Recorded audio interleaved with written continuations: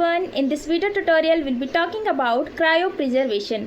जो cryopreservation होती है ये एक नॉन लीथल बायोलॉजिकल टेक्निक होती है जिसमें बायोलॉजिकल मटेरियल को अल्ट्रा लो टेम्परेचर यानी कि -196 डिग्री सेल्सियस पे स्टोर करके रखा जाता है, जिससे जो सेल होती है, जो भी बायोलॉजिकल मटेरियल होता है, उसकी ऑल मेटाबॉलिक एक्टिविटीज़ स्टॉप हो जाती है और उसमें किसी भी टाइप का डैमेज नहीं होता है और जो सेल होती है वो लॉन्ग टाइम पीरियड तक सेव रहती है।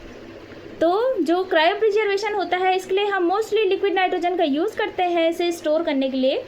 जो लिक्विड नाइट्रोजन हम क्यों यूज़ करते हैं, इसका रीज़न है कि जो लिक्विड नाइट्रोजन होती है ये सबसे पहली चीज़ ये केमिकली इनर्ट होती है, दूसरी चीज़ रेडिली अवेलेबल होती है, नॉन टॉक्सिक होती है, कोई भी इसमें टॉक्सिन नहीं पाए जाते हैं जो हमारे मटेरियल को ख़राब कर सके, नॉन फ्लेमेबल होती है और ईज़िली अवेलेबल तो ये होती ही है।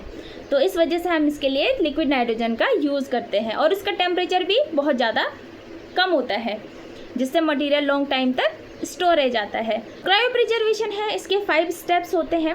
जो फर्स्ट स्टेप होता है हार्वेस्टिंग और सिलेक्शन ऑफ द मटेरियल। सबसे पहले हम मटेरियल को हार्वेस्ट करते हैं, सिलेक्ट करते हैं। उसमें हमें किस चीज़ का ध्यान रखना पड़ता है कि उसके जो वॉल्यूम है, उसका pH है, उसकी डेंसिटी है और जो उसकी मॉर्फोलॉजी है उसमें किसी भी टाइप का डैमेज ना हो। सेकंड स्टेप होता है एडिशन ऑफ क्रायो प्रोटेक्टेंट।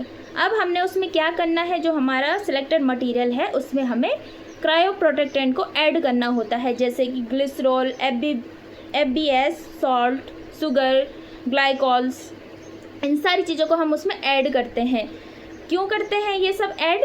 क्योंकि हमें उसे एक्सट्रीमली लो टेम्परेचर पे स्टोर करके रखना है, तो उसमें क्रिस्टलाइजेशन का रिस्क बढ़ सकता है। हो सकता है कि उसमें क्रिस्टल बन जाए और जो हमारा मटेरियल है वो ख़राब हो जाए, तो उससे पहले ही हमें प्रिकॉशंस रखने होंगे, जैसे कि हम उसमें क्या डाल देंगे, क्रायो प्रोटेक्टेंट को डाल देंगे, ऐड कर देंगे। फिर थर्ड स्टेप होता है फ्रीजिंग। उसे लिक्विड नाइट्रोजन में स्टोर करने से पहले हमें उसे 5 या 24 आवर्स तक उसे लो टेम्परेचर पे स्टोर करना होता है। फिर उसके बाद क्या होता है, स्टोर इन लिक्विड नाइट्रोजन, और उसके बाद हम उसे लिक्विड नाइट्रोजन में स्टोर कर देते हैं यानी कि -196 डिग्री सेल्सियस पे स्टोर कर देते हैं और जो मटेरियल होता है एक लॉन्ग टाइम पीरियड तक स्टोर रह जाता है। और अब जब हमें उसकी ज़रूरत पड़ती है तो हम उसे यूज़ करते हैं। तो यूज़ करने से पहले उसमें एक स्टेप होता है थॉविंग का, यानी कि जो मटेरियल है उसे हमने थोड़े वार्म वाटर में, हल्के से वार्म वाटर में उसको रखना है, जिससे उसके जो क्रिस्टल वगैरह, जो उसके किनारे पे आइस वगैरह होगी वो सारी मेल्ट हो जाए अच्छे